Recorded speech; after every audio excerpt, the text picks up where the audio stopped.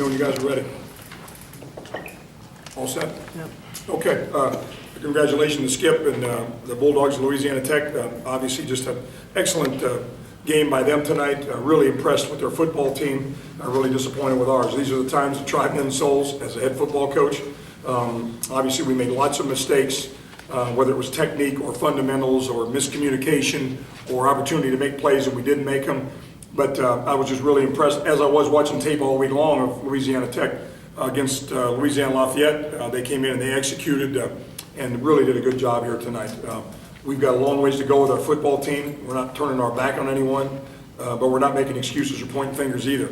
We have to, as a head coach, you have to handle adversity, and in the toughest of times, you got to be strong. You got to make good decisions. Can't lose your team. We got lots of season left, starting 9 days from tonight. But they were definitely a much better football team tonight than we were. So, open it up to questions, guys.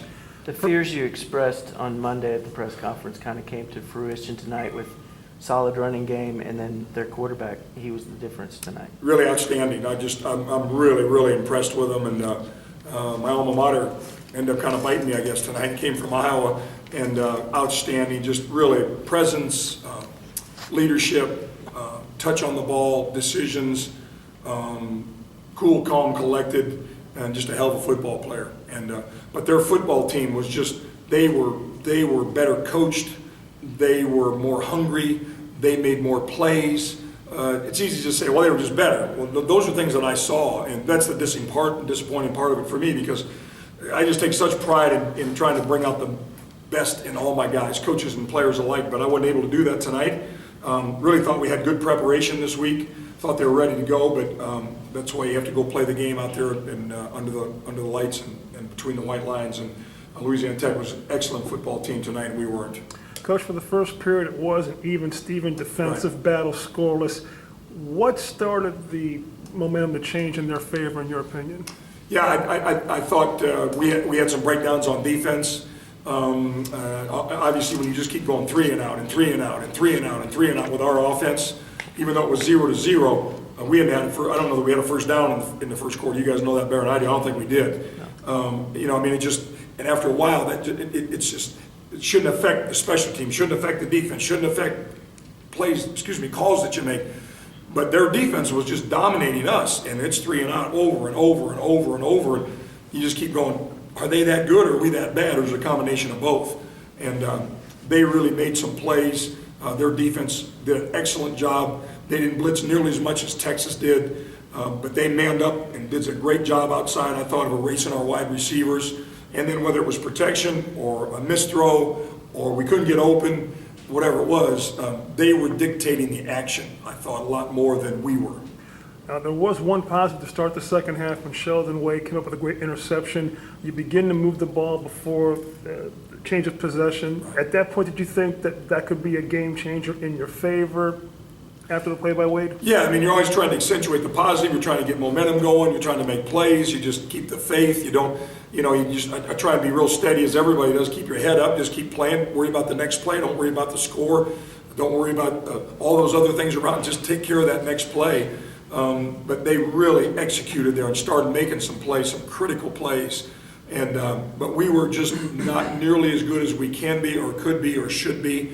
And I know we got lots of guys that are playing just in their third college game as a starter or as a first-time player. We just have to do a better job. We have to do a better job of getting them ready, coaching them. They have to do a better job of executing to get ready for the next game. Excuse me, sorry. Josh Greer, he really kind of struggled tonight. Do you tell him the same thing that you told him when he struggled against in the Texas game? What do you tell him? Well, tell him, it's everybody's fault. It's not just you. He's got big shoulders and he can handle it. He's a mature young man, and he'll want to take a lot of the blame for tonight. But we just didn't play nearly as well as we needed to, as an offense, as a defense, as special teams, as a football family.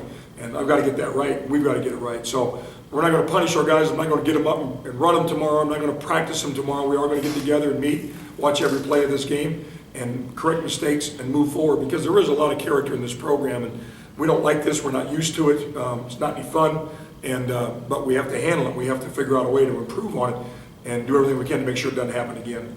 Your defense in the secondary seemed kind of gassed throughout throughout the entire game.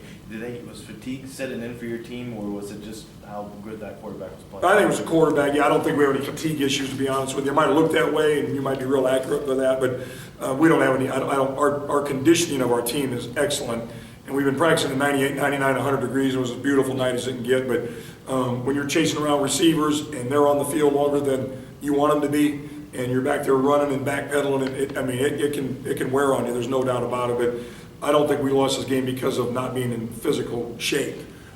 To answer your question. We obviously don't know what plays were called or what the reads are, but it seemed like Josh had some opportunities to go downfield and either missed the throw or didn't even attempt the throw. Does he have to push the ball down the field for your offense to run correctly? Yeah, I mean, it's not just down the field, Joe, but all those things I think can come and will come with some more experience and some more time. And the defenses, good defenses in Louisiana Tech, sure, one of them, they'll disguise, they give you different looks. They want to try and give you this look, but it's really not that. Let's make it look man, let's get out of it. Let's make it look blitz, but we're really not blitzing. They did a good job. I thought their defensive coordinator had a really good plan for us. And their players executed it, and they made it really hard on us. So we have to learn from it. We've got to correct it, because what do coaches do? They watch tape. What gave North Texas problems? Okay, let's do that same thing. Let's incorporate it into our defense, and we're going to face more of this, and we have to find a solution and get better. What were some of the things that defensive line was doing to hold you guys under 10 yards of rushing there in the first half? Yeah, it wasn't just the defensive line. I just thought their defense really did a good job. We didn't sustain blocks, and then they, as I mentioned earlier, I thought they really did a good job of changing it up, giving us different looks, stem late, move to the line of scrimmage, hit the gaps on the snap. It's a well-defined defense. They played with great tenacity and toughness, and they made plays. It just looked like we were not sustaining blocks very good tonight, and that's a real credit to their defense. Was your decision to go to Dejan because he's a more dynamic player, and McNulty's pretty similar to Greer in their style? Yeah, I mean, we're trying to find our best guys at every position, Joe, right now, to give us the best chance to win. Dejan Williams has the most talent of all of our quarterbacks. The ones that are redshirted, the ones that are playing, the ones that are starting. No question, just pure athletic talent. He has the most. But there's so much more to this game than just talent, as you know. And it's consistency, it's productivity, it's communication, it's leadership, it's all those things. So we're just in our third game, and unfortunately it was a tough loss for us tonight, but we are still in a major plan of development and evaluation, and especially with guys that have not played that much. So we're not turning our back on any of them. We have to keep coaching the heck out of them, but make sure we get the best 11 on the field in every phase of our game. With your offense being as stagnant as it has been the first 3 games, do you have to reevaluate your position on the quarterback, or your stance on the quarterback position, in that what I mean is maybe you have to deal with a little more of that inconsistency and go with a more dynamic quarterback as opposed to maybe the more stable guys, but they're not moving the ball? Yeah, we got to look at the reasons we didn't move the ball, Joe, and we'll go back and evaluate that and be very, very exacting and very professional. And we're not going to cover anybody rear ends with excuses. We got to look at it and then see. And the bottom line is, with every position on our team, punt team, offense, defense, kick return, field goal team, whatever it is, which guy at each position gives us the best chance to win a game. And that's the decisions we have to make, and we have to do a really good job and be thorough, be objective, and be very exacting when we do that. So, and it's easy just to say, well, that no good son of a gun, and he didn't do his job, and let's go ahead and get him out of there and jerk another guy out. And next thing you know, are these coaches losing all their faith in us? No, we're not going to do that. But we're going to be very thorough in our evaluation and go right back and make sure that we have the best guys on the field to give us the best chance to win games. Hope that answers your question. Was there any special meeting tonight to play on September 11th in front of a large audience? Yeah, it was amazing. We were trying to, it was pointed out to me, we were trying to win our 9th game as a program in the last 11, and it happened to be on 9/11. Yeah.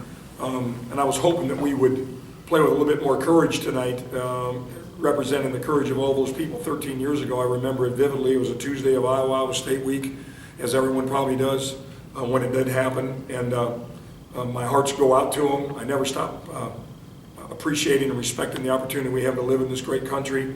I'll never forget what happened, as all of us never will. What an unbelievable country we live in. What a horrible day it was. And yet the courage of those people that day should inspire all of us the rest of our lives, whether it's in athletics or in life or in our families. We should be inspired every day. I am. I never forget it. I'll never forget what happened to our country that day, as everyone will. And if there's anything we can ever do to show our appreciation, our love, and respect for the people that helped defend the freedom of our country and the brave souls that did the things they did that day for a fellow man in America, it's pretty amazing. It's pretty amazing. We got to never forget them, and we got to always cherish them. And thank God that we're in this country that we were in. Thanks, guys. Yeah. Thanks, Okay. Mac. Thank you, guys. Appreciate it.